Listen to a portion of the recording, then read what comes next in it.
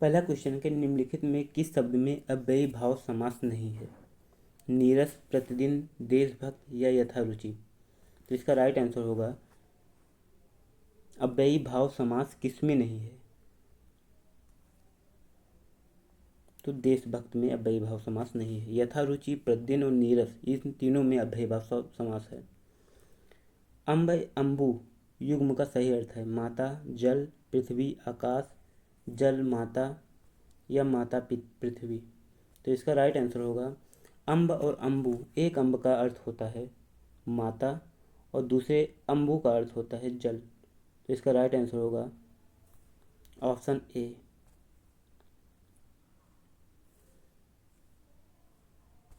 तीसरा क्वेश्चन है खुशबू में कौन सा उपसर्ग है? खुश, बू, सबू या खू। तो इसका राइट आंसर होगा खुशबू में जो उपसर्ग है वह होगा खुश।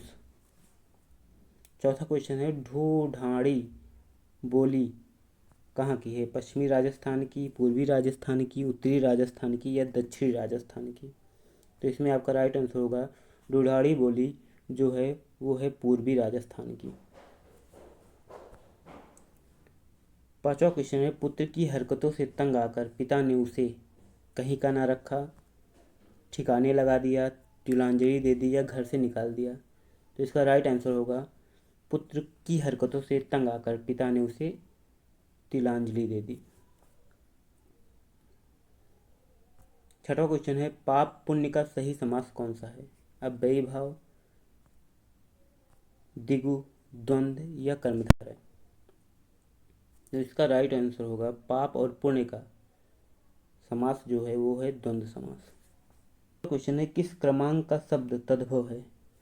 कर्पूर, कर्तव्य, अश्रु या कछुआ। तो इसका राइट आंसर होगा कछुआ। कछुआ जो शब्द है वो तद्भव है और ये तीनों कर्पूर, कर्तव्य, अश्रु ये तीनों तत्सम है।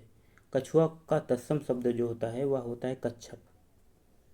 लक्ष्मी का समानार्थी शब्द है सरस्वती, तनया, रमा, भारती। तो इसका राइट आंसर होगा लक्ष्मी का जो समानार्थी शब्द है वो है रमा। सरस्वती को ही भारती कहा जाता है और तनया जो समानार्थी शब्द है वो होता है पुत्री का।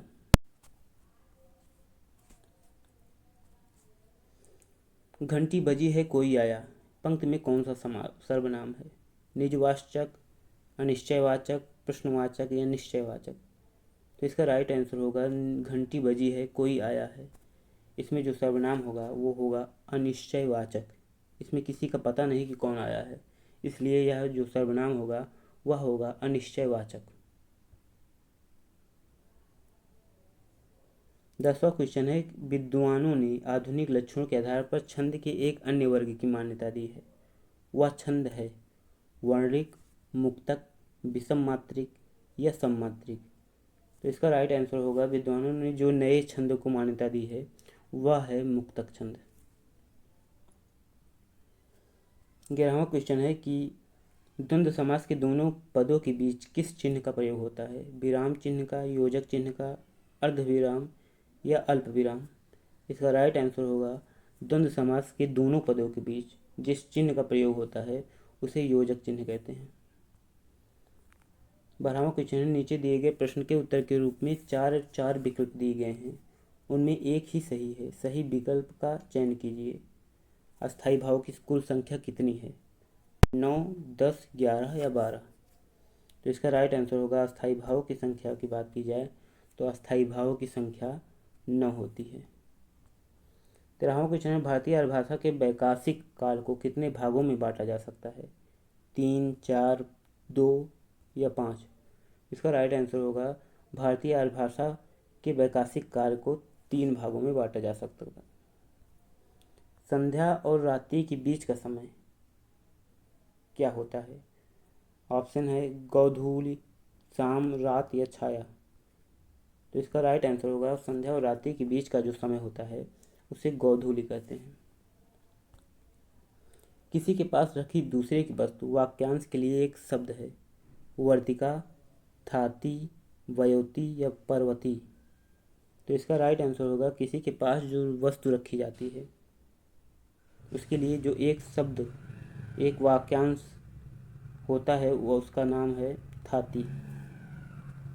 आयात का सही विलोम है कायनात, वाहियात, निर्यात या यातायात। इसका राइट आंसर होगा आयात का जो विलोम होता है वह होता है निर्यात। निरुजता का सही विलोम है रुग्णता, आतुरता, स्वस्थता, स्वच्छता। तो इसका राइट आंसर होगा निरुजता का सही विलोम है वह है स्वच्छता। आपका राइट आंसर ऑप्शन डी होगा। परिमाण और परिणाम युग्म का सही अर्थ है दूरी फल, मात्रा नतीजा, दूरी मोटाई, मात्रा दूरी। तो इस क्वेश्चन 18 का आंसर आपको कमेंट में देना है कि इसका कौन सा आंसर होगा। 19वां क्वेश्चन है कि आगरा का बहुवचन है आगरे, आगरो, आगरे या बहुवचन नहीं होगा। तो इसका राइट आंसर होगा कि आगरा का बहुवचन नहीं होता है, आगरा को आगरा ही होगा। निम्नलिखित शब्द के लिए उसके दिए गए विकल्पों में से उपयुक्त समास बताइए। मनोहर, तत्पुरुष, अव्ययी भाव, कर्मधारय या द्विगु समास।